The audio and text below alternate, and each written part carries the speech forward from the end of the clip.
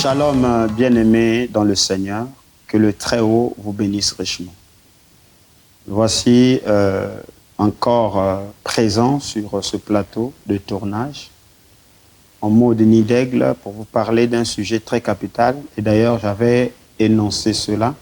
Il s'agit bien sûr du choc des générations. Pour être précis, il ne s'agit pas ici du conflit de générations comme certains le pensent, mais je suis précis là-dessus. J'insiste, il s'agit ici du choc de générations. Et dans ce grand thème sur le choc des générations, je vais développer sur mon sujet que j'ai intitulé « Le cycle de réveil et de mort ». Donc c'est pour vous montrer qu'il y a une succession, il y a des changements au cours de la vie à des cycles précis qui s'opèrent. Et quand, pour vous donner une idée, un aperçu là-dessus, la Bible, dans le livre de Daniel, parle de la succession des empires, que Daniel a donné l'interprétation, a vu dans les visions. Il a vu la succession des empires sous forme des animaux.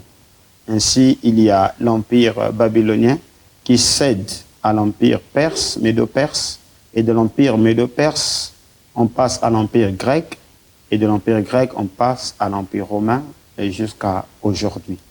Donc, ce passage-là, ce changement de civilisation, s'il faut dire ce changement des empires, s'appelle aussi le choc des empires.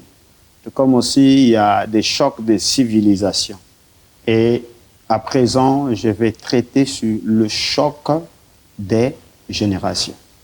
Pourquoi je suis revenu sur cet enseignement? Parce que c'est un enseignement que j'avais donné il y a fort longtemps, mais qui n'avait pas été enregistré dans sa totalité. Et les gens en ont demandé. J'avais fait des promesses que je devais revenir pour vous l'apporter sous forme d'émission. Et le Seigneur nous a fait cette grâce pour que les éléments soient réunis. Et je crois que par la grâce du Seigneur, nous allons faire cette étude ensemble. Nous vivons une période très, très agitée. Nous vivons des périodes de troubles. Des périodes qui, depuis que le christianisme existe, je crois que c'est pour la deuxième fois que le monde du christianisme se retrouve dans une telle distraction. Donc c'est évident que je me tiens ici, je puisse me tenir ici pour aborder ce sujet. Voyez-vous que vous êtes sans ignorer que depuis 2015 jusqu'à aujourd'hui en 2020, s'il faut le dire, que la lecture, la méditation des croyants a été orientée.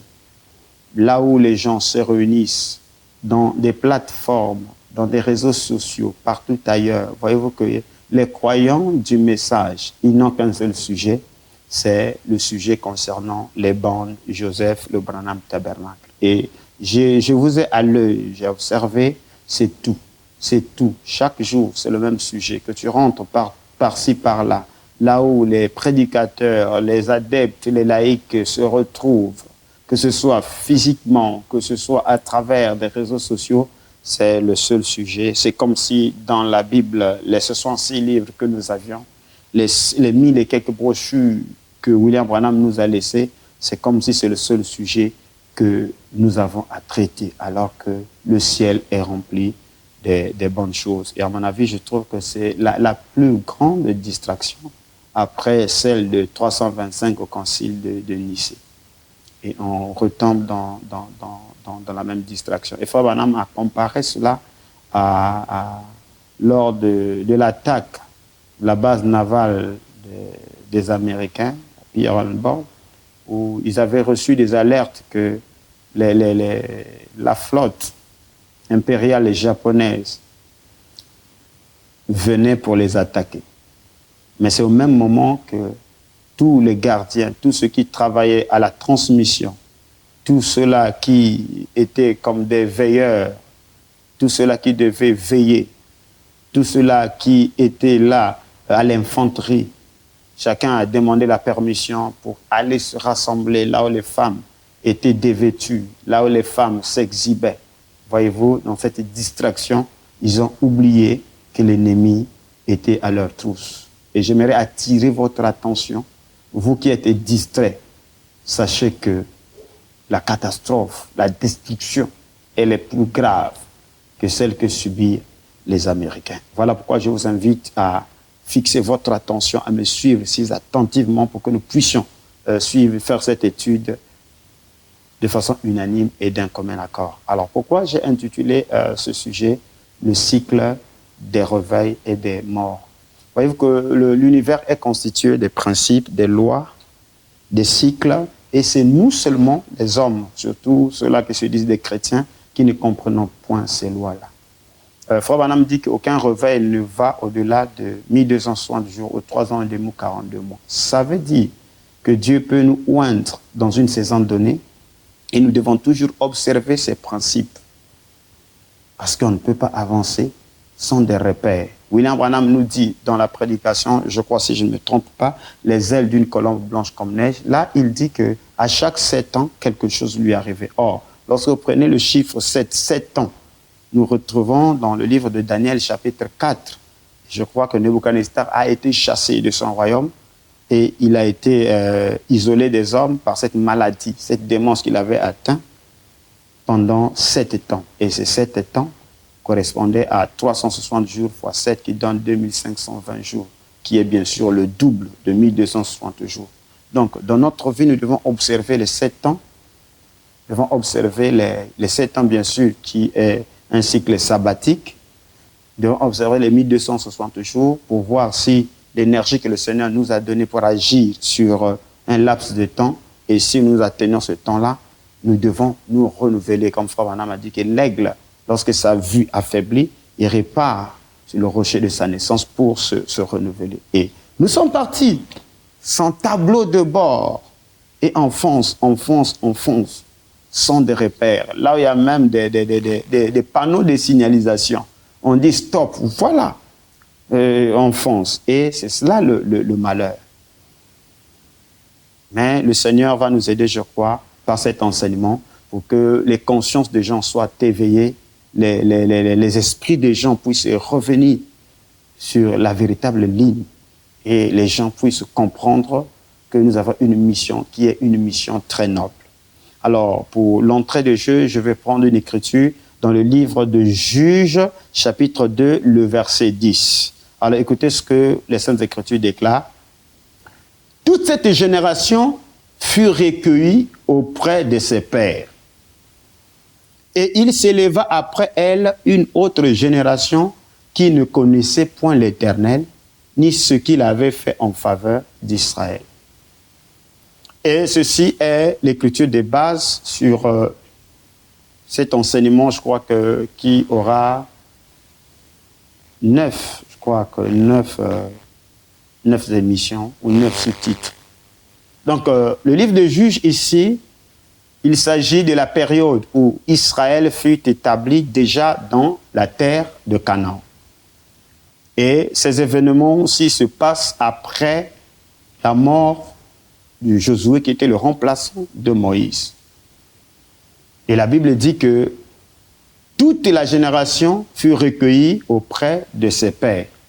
Et après cela, il se leva une autre génération qui ne connaissait point l'Éternel. Donc, cette génération qui fut recueillie auprès de ses pères, c'était la génération contemporaine du temps de Josué. Et donc, c'est après la génération de Josué qu'il se lève à nouveau une autre génération qui ne connaît point l'Éternel. Or, j'ai parlé ici, nous allons faire une étude approfondie sur le cycle de réveil et de mort. Donc, il y a des réveils et ensuite vient des morts. J'aimerais que tu puisses noter cela quelque part pour que tu puisses aussi lancer une étude approfondie sur le cycle de réveil et de mort. Or, Dieu, qui est un Dieu de miséricorde, qui est un Dieu de grâce, nous amène à nous interroger si on parle d'une génération qui est recueillie auprès des pères, et après qu'il y ait une génération qui se lève, mais cette génération ignore les principes, la bonté même du Seigneur. Alors, en ce moment-là, il est question pour tout un chacun de nous de vérifier, finalement, pour y parvenir au cycle de réveil et de mort, il nous faut combien de générations? Or, depuis la loi de Moïse, le Seigneur avait dit qu'il devait punir le péché des pères aux enfants de la 3e jusqu'à la 4e génération. Ainsi, l'expiation d'une faute selon Dieu allait à travers le chiffre 4, parlant de la 4e génération. C'est un principe universel. Et Dieu avait dit à Abraham que sa progéniture ira dans un pays étranger, là où ils seront asservis pendant 4 générations ou 400 ans. Mais à la 4e génération, l'Éternel Dieu descendrait et il les délivrerait. Raison pour laquelle, lorsque nous rentrons dans la numérologie, le chiffre 4, depuis la création, c'est au 4e jour que les astres, les lumières, le soleil, la lune et les étoiles furent créés. C'est aussi le chiffre 4 qui est aussi un chiffre de l'illumination. Le chiffre 4, nous voyons aussi que Abraham, plutôt Lazare, est mort, mais son appel d'entre les morts, sa résurrection a eu lieu le 4e jour. Je vous informe par là que le chiffre 4, c'est aussi ce chiffre de la délivrance. Meshach, Shadrach et Abednego, ils étaient dans la fournaise ardente, ils étaient à 3. Mais le chiffre 4 est intervenu à travers du 4e homme, celui qui était semblable ou le visage du Fils des hommes ou le Fils de Dieu, qui était l'ange du Seigneur lui-même dans la fournaise ardente à travers le chiffre 4 pour délivrer les 3 Hébreux.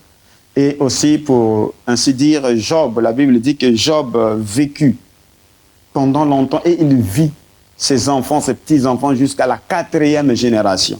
Quand Dieu traita une alliance avec la royauté de Jéhu, il dit que tes enfants jusqu'à la 4e génération seront sur le trône. Ces choses-là sont très profondes, surtout sur Jéhu et la 4e génération des rois. J'y reviendrai là-dessus. Et pour conclure, c'est au chapitre 4 d'Apocalypse que l'épouse monte, dit Frère Branham. Donc la voix de la résurrection retentit par rapport au chiffre 4 en disant « Monte ici et je te ferai voir ce qui arrivera dans la suite des temps ». Donc c'est pour montrer ainsi qu'il y a une succession suivant le chiffre 4. Et il y a une confusion qui a régné parmi les croyants. Ils ne savaient pas, comme Frère Branham parle, que je ne peux pas être là à juger ceux qui ne sont pas de ma génération. Et la question de la génération a failli secouer le monde. Mais restez calme. Vous serez éclairés dans les heures qui vont s'en suivre. Alors, donc voyez-vous qu'il y a une vibration du chiffre 4. Il y a une vibration par rapport aux alliances, par rapport aux lois, par rapport aux préceptes que le Seigneur a établis à travers le chiffre 4. Mais la Bible nous a dit ici, dans Juge 2, qu'il se lève une génération qui ne connaissait point l'Éternel, ni ce que l'Éternel avait fait en faveur des enfants d'Israël. Alors, je crois qu'il serait très primordial que nous puissions nous attarder là-dessus pour chercher à connaître qui est cette génération finalement qui ne connaissait pas l'Éternel. À l'entrée dans le jeu, j'aimerais déjà vous rappeler que lorsque l'on parle connaître l'Éternel, cela va au-delà de simples mots. Il ne s'agit pas ici de la connaissance littérale parce que Gédéon, plus tard au chapitre 6 des livres de Juges, est classé parmi cette génération qui ne connaissait point l'Éternel. Mais voyez-vous que quand l'ange du Seigneur apparaît à Gédéon, il dit que nos pères nous ont dit, nous ont raconté des prodiges, des miracles que le Seigneur a fait dans le désert. Donc, ce n'est pas l'information qui leur manquait. Donc, voilà pourquoi je veux vous signaler que le mot « connaître » dans les Saintes Écritures va au-delà d'une simple répétition, va au-delà de la mémorisation des versets bibliques. Le mot « connaître l'Éternel » va au-delà de la mémorisation même des citations de William Aaron Branham. Preuve, c'est que nous sommes dans 1 Samuel chapitre 2, le verset 12. La Bible dit ici que les fils d'Élie, le sacrificateur, étaient des hommes pervers. Ils ne connaissaient point l'Éternel. Voyez-vous que ces deux enfants du sacrificateur Élie étaient eux-mêmes sacrificateurs par la loi de la succession, puisque c'est sous leur sacrificature que l'arche de l'alliance va se retrouver chez les Philistins. Donc un sacrificateur, dans le judaïsme et selon la loi lévitique, c'est le plus instruit de tout Israël en rapport avec la loi, parce qu'il devait enseigner la loi aux enfants d'Israël. C'est lui qui devait accomplir les rituels du Yom Kippour. C'est lui qui devait être là pour accompagner le peuple à appliquer les préceptes, les ordonnances selon les lois de purification. Donc il connaissait la loi. Mais ici, la Bible dit, dans le livre de Samuel, que ces enfants-là étaient des perverses qui ne connaissaient pas l'Éternel. Donc, connaître l'Éternel n'avait rien à voir avec la maîtrise des rituels, la maîtrise de tout simplement ce que Moïse a dit en faisant ceci, en faisant ceci. Donc, je vais attirer votre attention que la génération qui ne connaît pas l'Éternel va au-delà. Le mot, l'expression, ne pas connaître l'Éternel, va au-delà même du simple mot connaître l'Éternel. Je crois que petit à petit, ça commence à s'ouvrir. Alors, s'il y a une génération qui ne connaît point l'Éternel,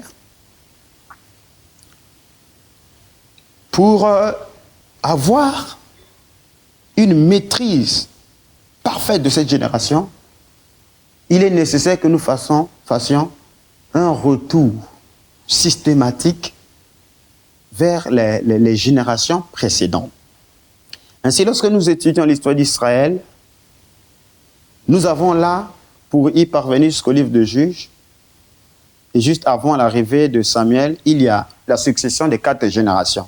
Et j'aimerais vous rappeler que nous venons de dire que le chiffre 4 est très sacré dans la Bible parce que ça va de pair avec la délivrance. Donc, premièrement, en matière de génération, nous avions la première génération qui est la génération que Frère Branham appelle des batailleurs, des pères batailleurs. Cette génération qui était sortie de l'Égypte avec Moïse. C'est la première génération. Et cette génération-là, finalement, c'est celle-là qui succombèrent, qui tentèrent le Seigneur dans le désert. Et Dieu avait juré qu'aucun d'eux n'entrera dans la terre promise. Donc la première génération est la génération des batailleurs qui sont sortis de l'Égypte. La deuxième génération, c'est la génération des fils des batailleurs, que moi j'appelle dans mes études ici, qui est la génération des conquérants. Parce que finalement, ces enfants nés dans le désert, ce sont ceux-là qui vont hériter, qui ont reçu la promesse d'hériter la terre sainte, le pays de Canaan. Donc c'est eux qui vont conquérir le pays de Canaan. Donc c'est la deuxième génération.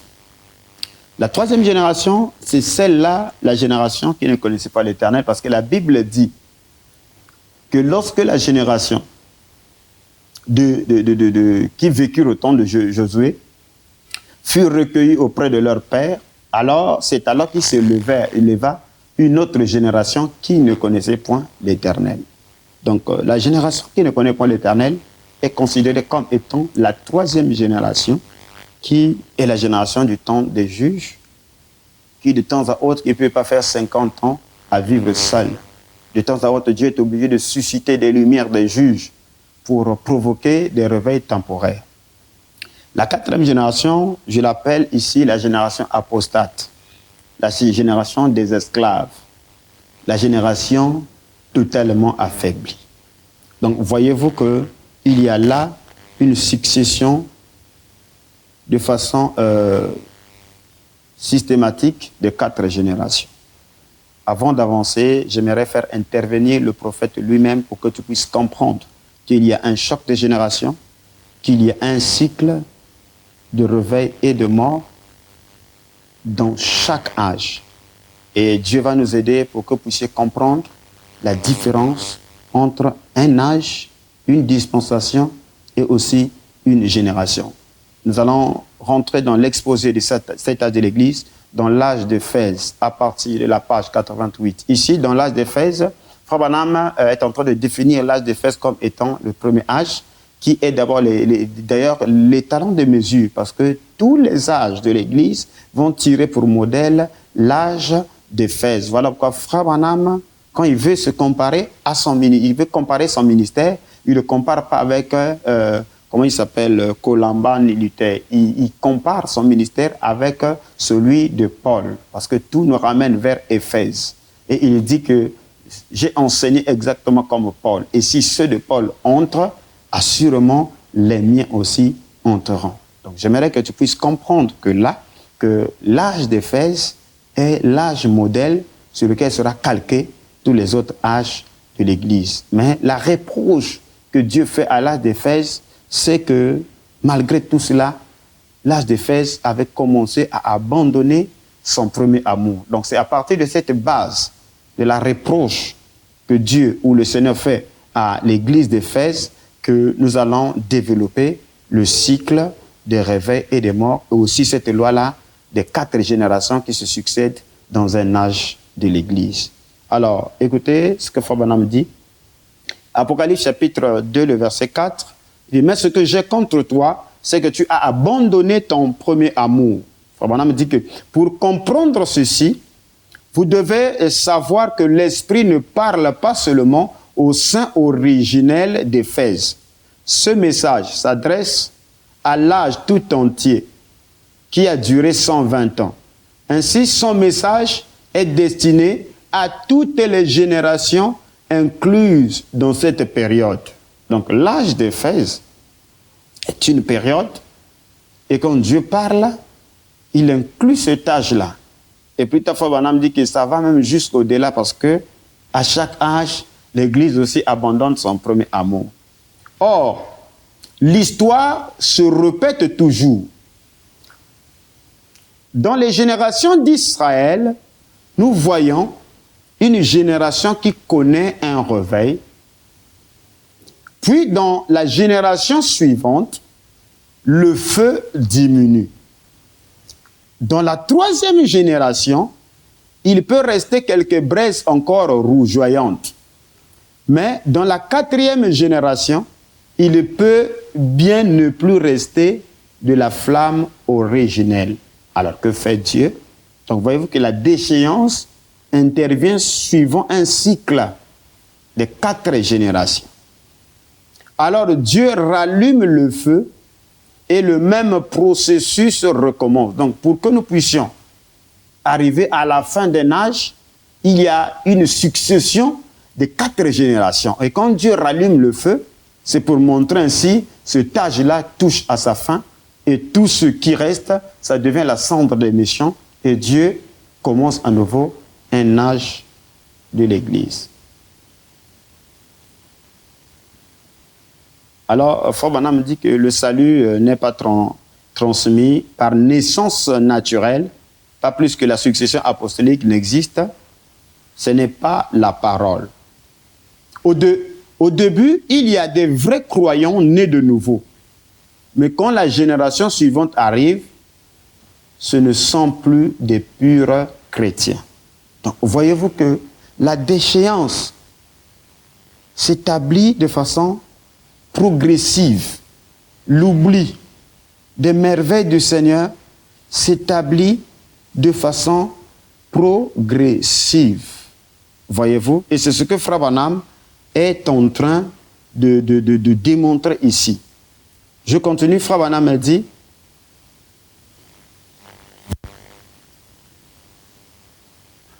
le désir fervent d'être agréable de Dieu, la passion de connaître la parole, la volonté de s'avancer dans l'esprit, tout cela avait commencé à s'estomper. Et cette église, au lieu d'être enflammée du feu de Dieu, s'était refroidie et était devenue un peu formelle. C'est là ce qui est arrivé à ces Éphésiens à l'époque. Ils devenaient un peu formels. L'abandon à Dieu a disparu et les gens se souciaient moins de ce que Dieu pensait d'eux, alors ils commençaient à se soucier de ce que le monde pensait d'eux. La 2e génération qui a suivi était comme Israël et ils ont réclamé un roi pour être comme les autres nations. En faisant cela, ils rejetaient Dieu.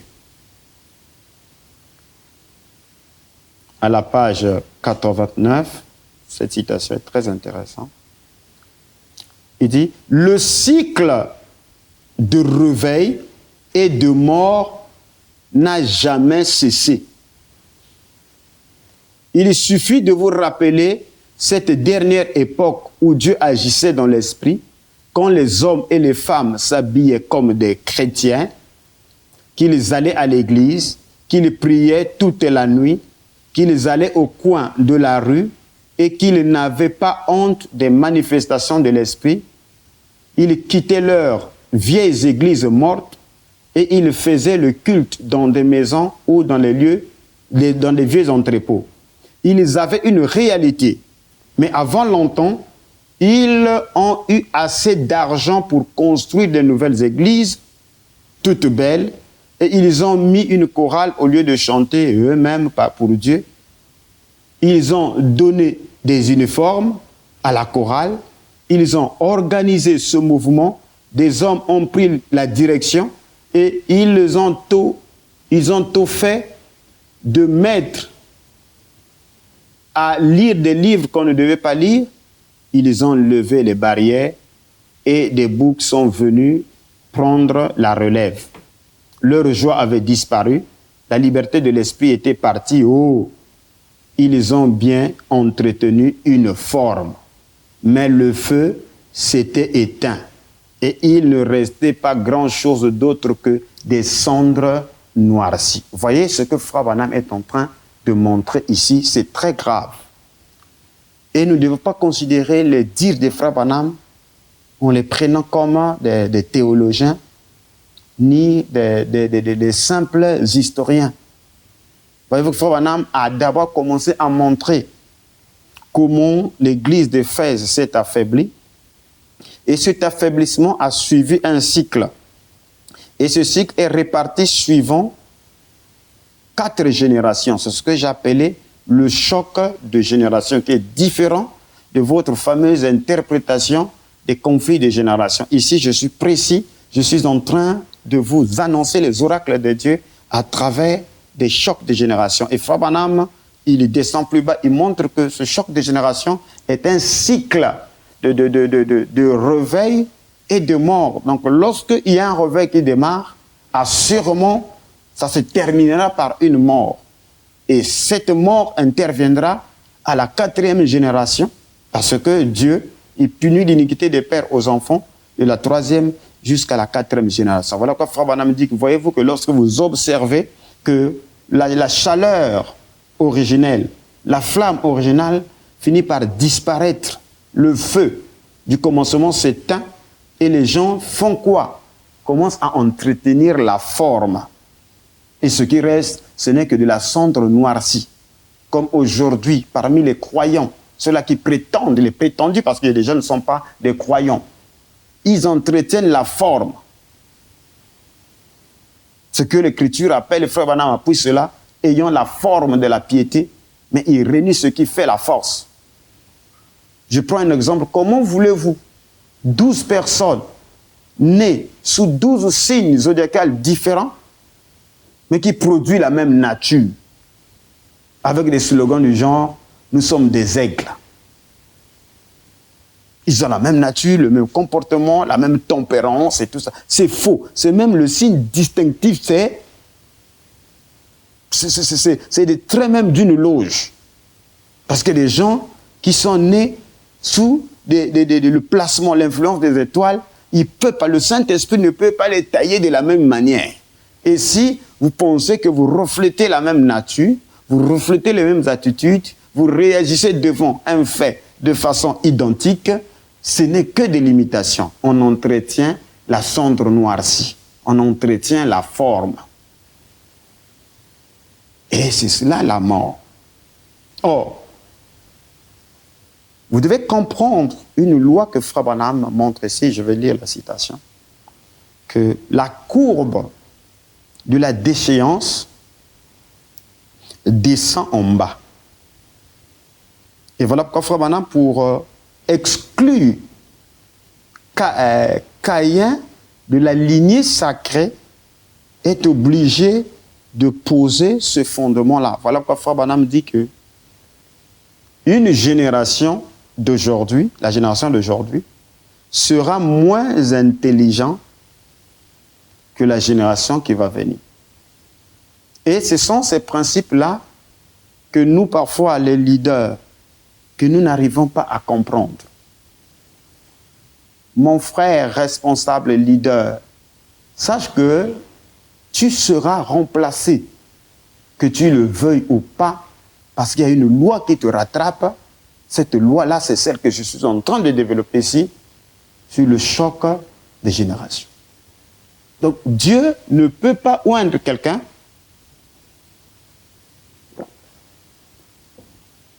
pour être leader d'une génération qui l'a précédée. La Bible dit, « Oh Dieu, ton Dieu t'a oint d'une huile de joie au-dessus de tes égaux. » Donc Dieu oint une personne afin qu'il soit leader dans sa génération à lui.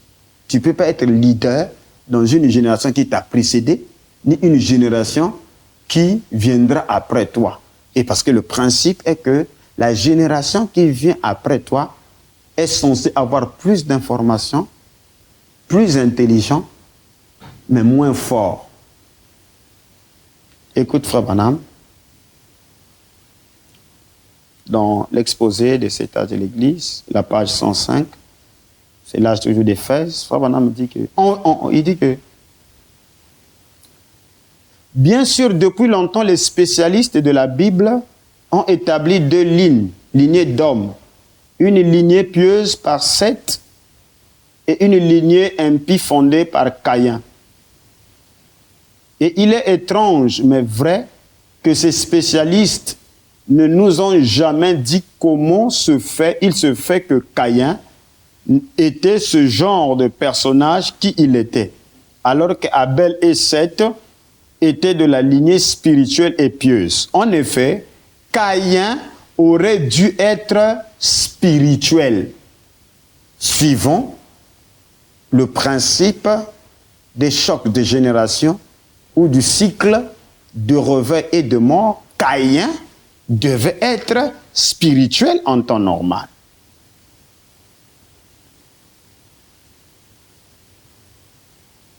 Abel, moins spirituel, Seth encore moins, et ainsi de suite, puisque chaque génération successive s'est de plus en plus éloignée de Dieu.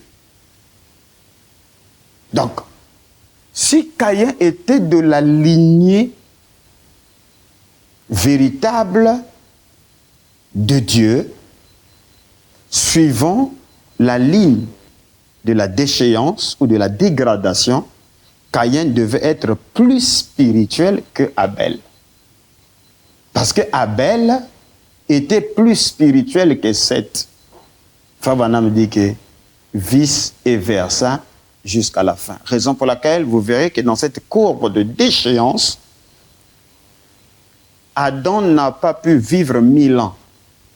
Et arrivé au temps de Noé, Dieu a dit que comme la courbe ne fait que décroître, il a réduit l'espérance de la vie qui était proche de 1000 ans, mais après le déluge, il l'a réduit à 120 ans. Donc les générations du temps d'après le déluge étaient de 120 ans, sous la troisième dispensation, qui est la dispensation du gouvernement humain. Et quand Abraham arrive, Dieu réduit encore l'espérance de vie. Voilà pourquoi Elohim visita Abraham à l'âge de 100 ans, parce que les générations abrahamiques étaient limitées à 100. Et quand Dieu visite Abraham, il lui dit, sache que ta progéniture va séjourner dans un pays qui ne leur appartient pas pendant 400 ans, et à la 4e génération, donc 4 générations égale à 400 ans. Et ces générations-là sont des générations de 100 ans. Et plus tard, quand Israël sort de l'Égypte, dans le psaume 91, parce que le psaume 91 est écrit par Moïse. Moïse dit que l'espérance de la vie, pardon, le psaume 90, l'espérance de la vie de l'homme sur terre, ou les jours, nos jours sur terre, sont de 1 à 70 ans. Et pour les robustes, à 80 ans. Alors que vous voyez, Moïse lui-même a vécu 120 ans. Mais il montre que suite à la courbe de la déchéance, la vie va se limiter à 70 ans. Mais aujourd'hui, si tu dépasses ou tu atteins 70 ans, c'est la grâce du Seigneur, parce que le niveau de la corruption, le niveau du péché a atteint le point culminant. Et cela a de l'impact même sur l'espérance de la vie. Raison pour laquelle Frère Branham est en train de nous montrer avec précision ici qu'il y a une succession de 4 générations avant qu'un âge puisse prendre fin. Il dit que la première a le feu, dans la deuxième génération, le feu diminue, la troisième génération, il ne reste pratiquement rien sinon que quelques braises rougeoyantes, comme le Dr King. Et dans la 4e génération, c'est la génération qui gère la cendre noircie, que j'appelle la génération apostate, c'est-à-dire qui subit ce qu'on appelle l'abandon de la foi. Alors que fait Dieu? Il recommence le processus, il rallume le feu et un autre âge commence. Donc pour qu'un autre âge commence, il faut la succession des 4 générations. Et ça, ce sont les principes que les croyants aujourd'hui sont en train d'ignorer. Ils sont en train de faire des calculs qui n'ont rien à voir avec les bases fondamentales, les bases scripturaires de la parole. Voilà la véritable parole que je suis en train de vous annoncer maintenant. Frère Branham dit dans l'expectative, au paragraphe 100, le paragraphe 19 plutôt, il dit ceci: vous et moi, et dans notre race humaine, chaque génération devient un peu plus intelligent que la génération précédente. En effet, la parole de Dieu nous apprend que nous deviendrons plus faibles et plus intelligents. Les hommes ne vivent plus longtemps comme autrefois, l'espérance de la vie. Donc c'est un principe universel. Une génération qui se lève après nous sera plus intelligente, mais plus affaiblie. Dans le signal rouge de sa venue, Frère Branham est en train de montrer que les boxeurs d'autrefois, ils se battaient avec son gant. Il n'y avait pas de protection. Mais aujourd'hui, à cause de l'hybridation, on est obligé de les habiller avec des gants, avec des protèges et tout ça. Voyez-vous? Donc même ceux-là qui se disent aujourd'hui les meilleurs, et quand on les ramène, il y a de cela 100 ans, ils vont mourir sur le tatami parce qu'ils ne supporteront point d'encaisser des vrais coups. Et quand Frère Branham prend ces exemples-là, ce n'est pas des trucs à la volée qu'il lâche, mais ça a des répercussions même dans le domaine spirituel. Donc plus nous avançons, ce que nous recevons comme héritage, c'est plus de compréhension, plus de connaissance et plus de lumière. Je vois souvent mon fils qui prend la tablette, tu amènes l'ordinateur, tu amènes n'importe quel téléphone, il a 2 ans, il manipule, il rentre là où il ne faut même pas rentrer, tu es même surpris qu'il a bougé de trucs, il peut remettre tout. Mais voyez-vous que c'est une génération d'Android, une génération tablette, une génération téléphone. Nous, pour apprendre l'ordinateur, il a fallu pour taper sur le clavier, il fallait qu'il y ait toute une formation. Mais cette génération-ci, ils n'ont pas besoin d'une formation pour écrire une lettre à partir du clavier, parce que les réseaux sociaux et tout ça, c'est une contrainte et tout. Donc, plus nous avançons, plus l'intelligence se développe. Mais il y a un côté que nous perdons, c'est le côté résistance, le côté force, le côté puissance. Voilà pourquoi, au paragraphe 75, dans la brochure que j'aime bien, qu'est-ce que le Saint-Esprit? Frère Branham a dit, Luther a marché dans une lumière, Wesley a marché dans une autre, Wesley a marché dans une lumière, la Pentecôte a marché dans une autre, mais aujourd'hui nous marchons plus haut que ça. Et s'il y a une génération, s'il y a une autre génération, elle nous dépassera. Ça, ce sont des choses que les gens ne veulent pas écouter. Nous sommes la génération qui dépassons la génération de William Branham en compréhension. Mais suivant la courbe de déchéance, plus la connaissance devient plus évidente, c'est que nous affaiblissons. Voilà pourquoi, quand les gens parlent même du troisième pôle, on ne comprend pas ce que c'est. On pense qu'il y a des ministères qui viendront avec le premier, le deuxième et le troisième pôle. C'est banal. Les pôles sont des ministères, des prophètes majeurs. Le message que nous avons reçu est venu sous l'impulsion du troisième pôle, qui est l'ouverture de la parole. Voilà pourquoi Frère Branham a fait plus de miracles spectaculaires sous le premier pôle. Et dans le troisième pôle, tout est silencieux parce que c'est directement conditionné, rattaché ou connecté avec le septième sceau et les sept tonnerres qui est lié avec la venue du Seigneur. Donc tout est calme et tout ça. Ce sont des expériences qui se passent dans le subconscient. Vous voyez, et Frère Branham a dit que ce troisième pôle en lui, l'ouverture de la parole, la lumière, se manifeste de façon potentielle, mais il sera manifesté dans toute sa gloire et sa plénitude dans l'épouse aujourd'hui. Donc, voyez-vous qu'il faut bien redéfinir les concepts, sinon que vous allez tomber dans le divertissement, dans la distraction.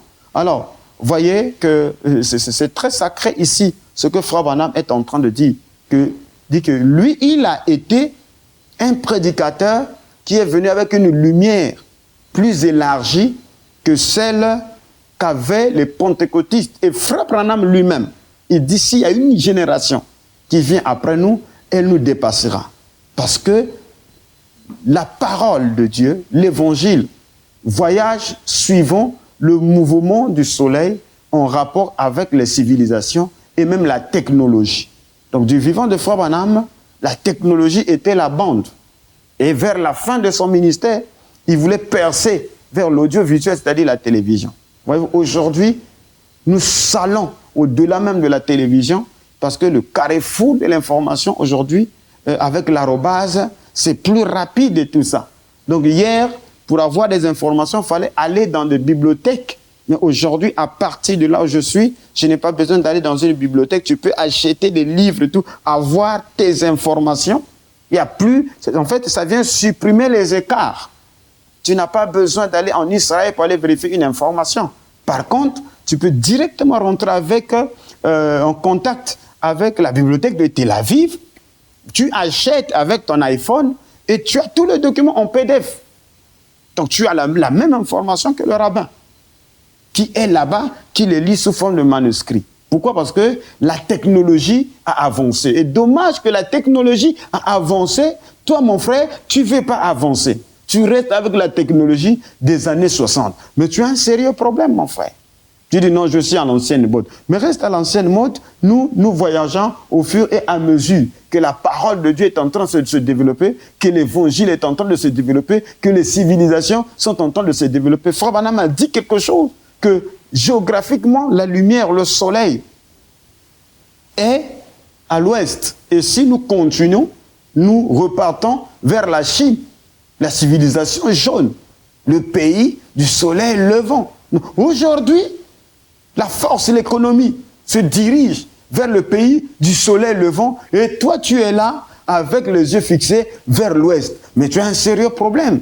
Tu n'arrives pas à voyager avec les déclarations de ton prophète. Vous voyez, c'est très glorieux de connaître ces choses-là. Alors, pour conclure, donc, j'aimerais que tu puisses comprendre que dans un âge, pour que l'âge touche à sa fin, il y a la succession des 4 générations. Premièrement, il y a la génération des batailleurs, qui sont les pères, qui sont sortis de l'Égypte.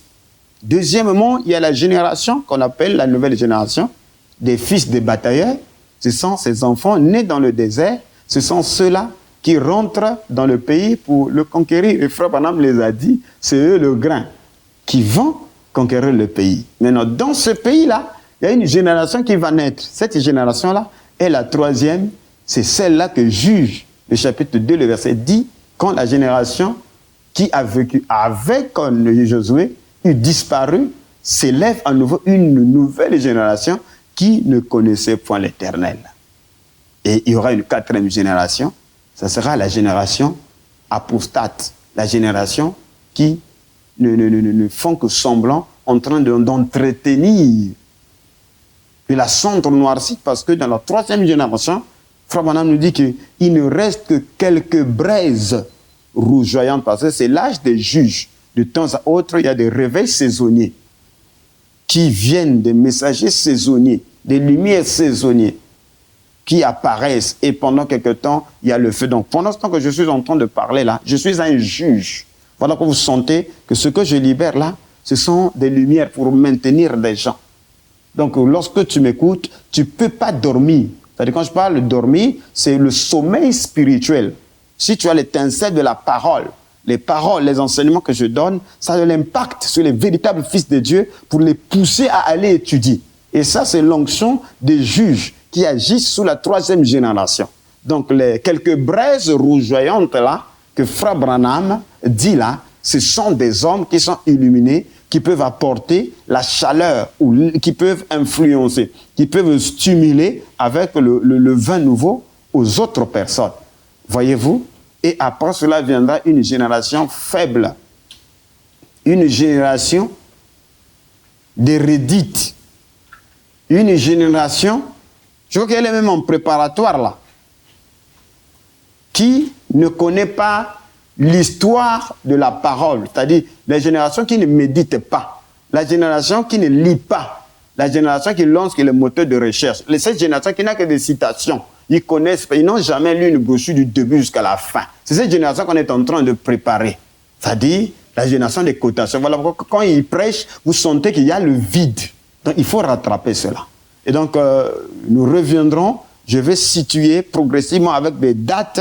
Parce que ce que je suis en train de mentionner là, nous sommes que jusqu'à présent dans l'histoire, dans l'historicité. Mais je reviendrai dans l'émission prochaine ou dans les émissions prochaines pour vous montrer avec des situations numériques où commence la première génération, où termine la première génération, la deuxième, la troisième jusqu'à la quatrième, et pour comprendre que la situation est catastrophique.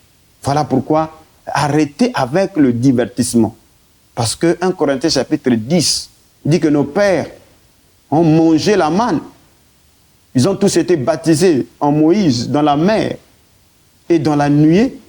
Ils ont bu un breuvage spirituel. Mais la majorité de ceux-là qui ont bu et mangé n'ont pas été agréables à Dieu. Ils sont tous morts dans le désert. Et Paul à la fin dit que « Et le peuple sortit pour manger, boire et se divertir. » Mon frère, ce qui se passe là, c'est le divertissement, le véritable divertissement où le diable canalise les gens à ne concentrer que leur recherche sur un point, les bandes. Et ça dure 5 ans. Vous n'avez qu'à faire des statistiques. Vérifiez les recherches que les gens ont menées. Ce n'est que des bandes. C'est la preuve que les gens ne sont pas une église apostolique parce qu'ils sont dans l'incapacité d'appliquer les principes apostoliques. Parce que dans les principes apostoliques de la première génération, quand il y a un problème, on s'assoit, on traite. Et puis il y a un édit qui est publié, qui sera universel. Et si les gens ne sont pas capables, ça veut dire qu'ils sont contrôlés, ils sont conditionnés par des esprits du mal. Que le Seigneur nous vienne en aide, que les yeux des gens puissent s'ouvrir. Et ce sera ma prière. Que ce soit ma prière, que les gens comprennent véritablement ce cycle de réveil et de mort. En quelle génération vous vous trouvez? Et quel est le danger qui plane après vous? Quel est l'héritage? N'est-ce pas que vous allez léguer à la génération qui va venir après vous? Parce que, assurément, ils sont censés être intelligents, plus que vous, mais très affaiblis. Voilà pourquoi j'ai dit que Frère Branham, c'est comme s'il est parti avec ses miracles. Pourquoi? Parce que la génération qui vient après lui ne fera pas plus de miracles que lui. Parce que nous deviendrons plus faibles. Mais en matière de lumière, en matière de connaissance, en matière d'information, nous aurons plus d'informations. Au reste, que le Dieu du ciel vous bénisse richement. À la prochaine.